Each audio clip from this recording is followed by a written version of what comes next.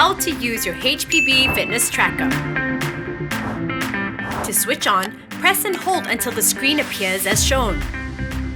To toggle between screens, tap the button located at the bottom of the display.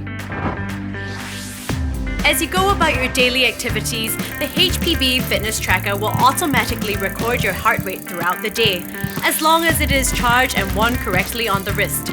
There is no need to activate heart rate tracking. However, if you would like to observe changes in your heart rate in real time on the fitness tracker while working out, you can trigger workout mode. Tap the touch sensor on the tracker until you see the workout screen. Press and hold the sensor of the tracker until the screen appears as shown.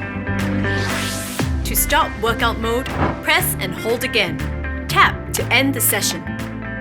Aim for 10,000 steps daily and 150 minutes of moderate to vigorous physical activities per week.